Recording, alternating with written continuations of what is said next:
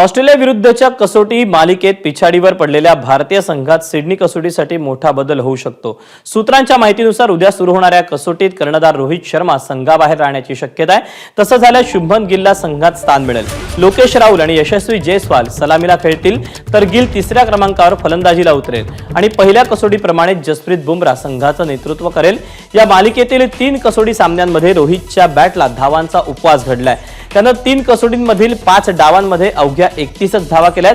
त्यामुळे रोहित स्वतःहून या कसोटीतून माघार घेत असल्याचं समजतंय।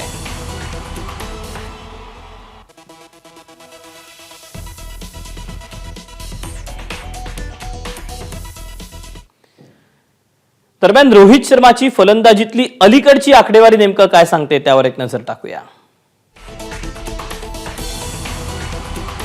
रोहित शर्माची कालावधी 2013 ते 2024 मधली कसोटी क्रिकेटमधली कामगिरी त्यानं 67 सामने खेळलेले आहेत, ज्यामध्ये धावा केलेल्या आहेत 4301। त्याची सरासरी राहिली आहे 40.57, ज्यामध्ये त्यानं 12 शतकं केली आहेत आणि 18 अर्धशतकं। एबीपी माझा, उघडा डोळे बघा नीट।